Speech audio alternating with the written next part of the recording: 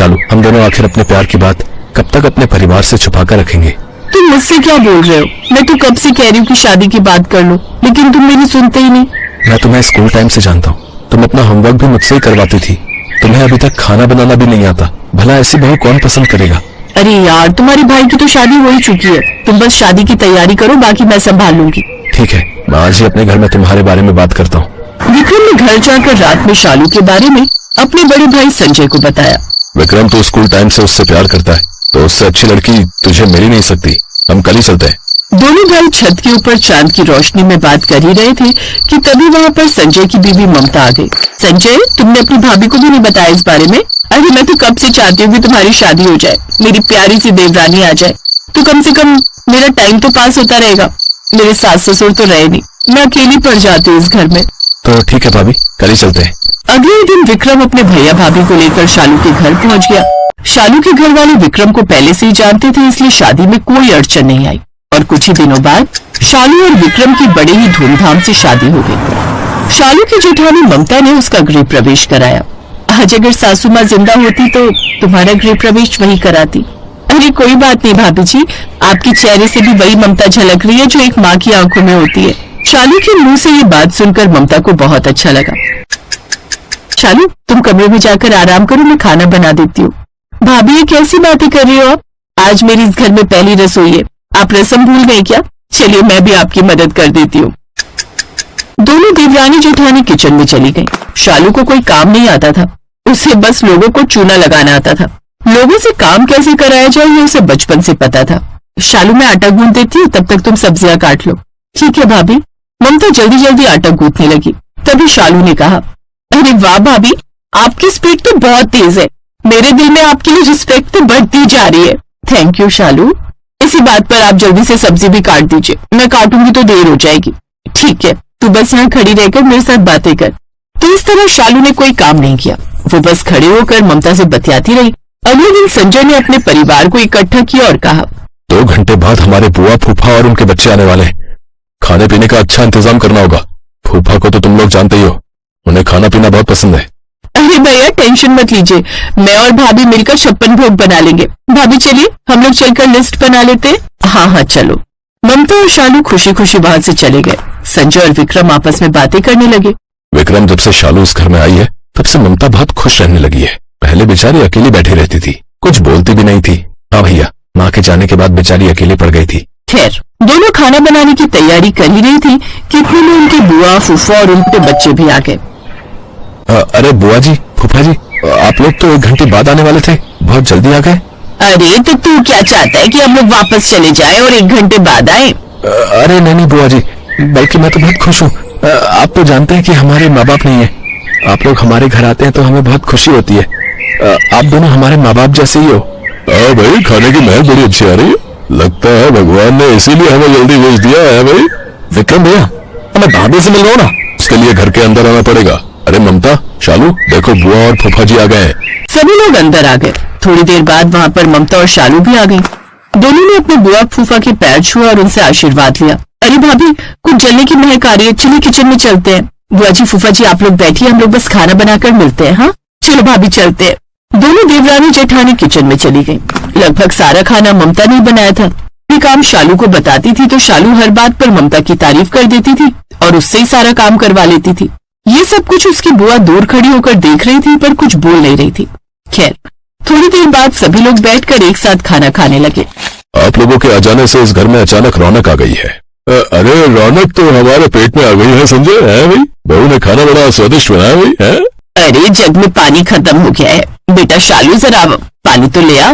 बुआ जी, एक बात तो मैं आपको बताना भूल ही गई, ममता भाभी कैटवॉक बहुत अच्छा करती है। शालू, ये कोई वक्त है कैटवॉक करने का? पहले खाना खा लेते, कैटवॉक बाद में दिखा दूंगी। नहीं भाभी, हमें तो अभी देखना है आपका कैटवॉक। तुम लोगों की बात मैं कैसे टाल सकती हूँ, अभी दिखाती हूँ। ममता थोड़ी दूर तक ही गई कि तभी शालू ने कहा, भाभी वहां तक गई है तो थोड़ा और आगे चली जाना, फ्रिज से पानी की बोतल ले आना, बुआ जी को प्यास लगी है। ठीक है शालू, मैं ले आऊंगी। ये सब कुछ उसकी बुआ बहुत ही ध्यान से नोटिस कर रही थी। उसने अपने मन में सोचा, ये छोटी बहू कुछ ज्यादा ही चालू है।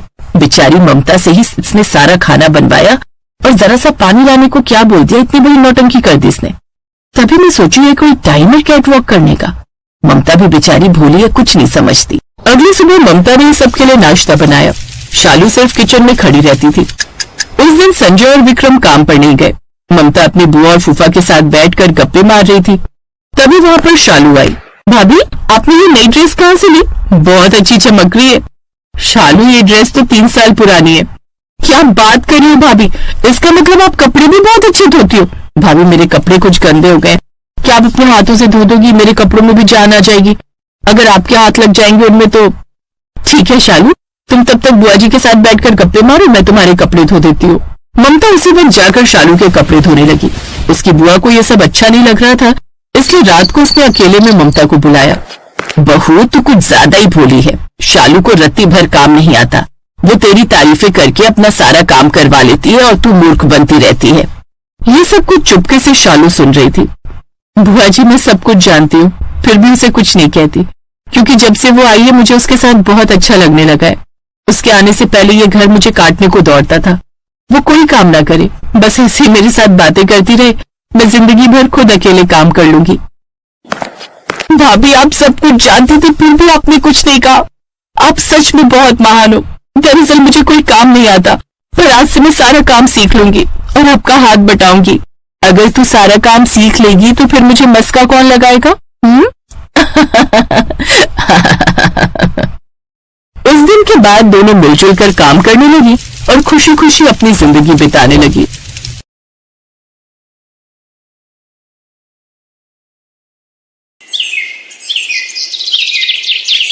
खाना लगा दिया टेबल पर, खा लेना। लेकिन तुम नहीं खा रही हो क्या? ओ, अब समझ आया। भूख लग गई होगी तो तुमने पहले ही खा लिया होगा। हाँ। तुम्हारे बिना कभी आज तक डिनर किया है क्या मैंने? अरे तो फिर क्या हुआ? ओ, समझा। आज तुम अपनी फ्रेंड के घर गई थी ना, वहीं कुछ हुआ है पक्का। तुम तो अच्छे से जानते हो ना अंकुश, दिल्ली जैसे बड़े शहर में रहना कितना मुश्किल है। ऊपर से यहाँ की लेविश लाइफस्टाइल। पता है मेरी सभी फ्रेंड्स के पास कितनी महंगी महंगी गाड़ियां और फ्लैट्स हैं। नहीं, मेरा मतलब है मैं खुद को उनसे कंपेयर नहीं कर रही, लेकिन अगर हमारे पास ऐसी कोई प्रॉपर्टी है जिसे बेचकर हम अपने शौक पूरे कर सके तो हमें करना चाहिए ना। हाँ, बिल्कुल करना चाहिए। अगर तुम्हारे पेरेंट्स तुम्हें कोई प्रॉपर्टी दे रहे हैं तो तुम फौरन ले लो, उन्हें इनकार मत करो। अरे मैं अपनी नहीं बल्कि तुम्हारी उस पुश्तैनी प्रॉपर्टी की बात कर रही हूँ जो गांव में है। तुम अपने भैया भाभी से बात करो कि हमें वो प्रॉपर्टी दे दे या उसके बदले हमें पैसे दे दे।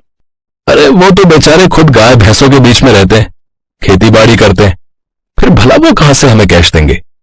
और दूसरी बात यह है कि अब गांव की प्रॉपर्टी में मेरा कोई हिस्सा बचा ही नहीं है। तुम्हें याद है जब हम होटल मैनेजमेंट कर रहे थे तो तुम्हें एक स्टार्टअप करना था, वो रेस्टोरेंट वाला। उसके लिए वो 40 लाख उस गांव की कुछ प्रॉपर्टी को बेचकर ही आए थे, तो मेरा हिस्सा तो वहीं खत्म हो गया। और रही रेस्टोरेंट चलाने की बात, तो वो तुम चला नहीं पाई। मुझे ब्लेम मत करो, मैं नहीं चला पाई रेस्टोरेंट। अरे अगर मैं उस रेस्टोरेंट को समय देती ना तो तुम्हें जो 3 वक्त का खाना मिल पाता है ना, वो नहीं मिल पाता। ये है कनिका जो अपने पति अंकुश के साथ दिल्ली शहर में रहती थी। अंकुश एक बड़ी कंपनी में काम करता था। अंकिता के सास ससुर का स्वर्गवास हो चुका था।